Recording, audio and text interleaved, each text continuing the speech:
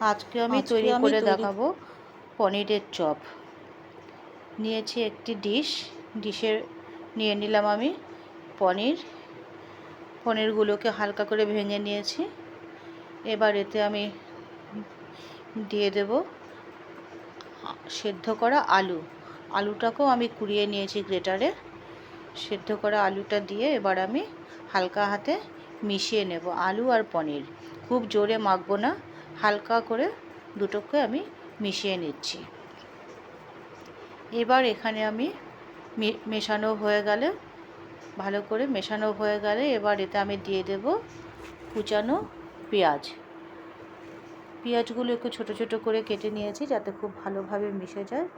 তারপর দিলাম আমি ধনেপাতা আর কাঁচা লঙ্কা। আপনারা ঝাল দেবেন আপনাদের স্বাদ অনুযায়ী, যে যেমন ঝাল খান। এবার দিলাম আমি এতে আদা কুচি, কিছুটা আদা দেওয়ার পর এবার দিলাম আমি 1 চামচ বেসনটা দিলে বাইন্ডিংটা ভালো হয়, নয়তো একদম নরম থাকবে ভেতরটা। বেসনটা দিয়ে এবার দিলাম আমি গোলমরিচের গুঁড়ো 1/2 চামচ, 1/2 চামচ গরম মশলার গুঁড়ো দিলাম, একটু জিরে গুঁড়ো, আর দিচ্ছি এতে স্বাদ মতন নুন। এবার আমি সব মশলা দেওয়া হয়ে গেল। এবার আমি এটাকে আবার হালকা হাতে সম্পূর্ণটাকে ভালো করে মিশিয়ে নেব। খুব ভালো করে মেশানো হয়ে গেলে এটা এবার হাতে করে আমি এটাকে চপের আকারে গড়ে নেব। ছোটো ছোটো চপের মতন করে চ্যাপটা করে রেখে দিচ্ছি। এই দেখো, এমনি করে চপের মতন তৈরি করে নিতে হবে। চপের শেপ দিতে হবে, যেহেতু এটা চপের আকারেই তো করতে হবে। এমনি করে নিয়ে নিলাম চপ। ধীরে ধীরে সবগুলোই আমি চপের আকারে গড়ে নিচ্ছি। এই দেখো আমার তৈরি হয়ে গেছে। এবার এটাকে আমি নিয়ে নিলাম একটি বাটিতে, 2 চামচ ময়দা দিয়ে একটু জলের মধ্যে গুলিয়ে নিলাম। আর এখানে নিয়েছি ময়দা আর পাউরুটি গুঁড়ো করে নিয়েছি, মিশিয়ে নিয়েছি।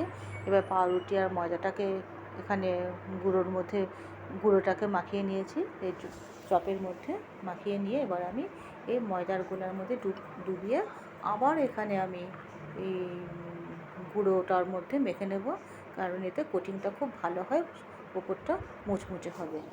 এরকম করে একটা একটা করে সবগুলোতে আমি রেডি করে নিচ্ছি। রেডি করে কিছুক্ষণ 10 মিনিট মতন আমি রেখে দেবো। রেখে দিলে সম্পূর্ণটা সুন্দর করে সেট হয়ে যাবে গুঁড়োগুলো।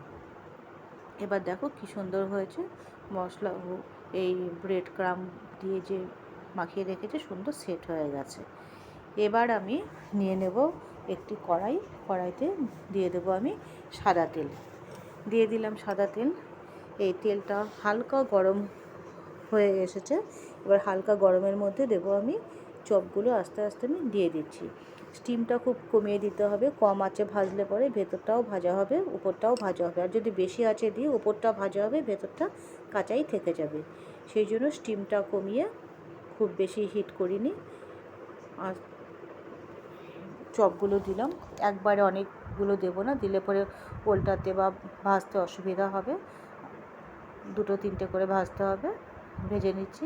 একদিক হয়ে গেছে, একটু শক্ত হয়েছে। এবার আস্তে আস্তে ওপর দিকটা খুব সাবধানে উল্টে দিচ্ছি, যদি ভেঙে যায় দেখতে খারাপ হবে।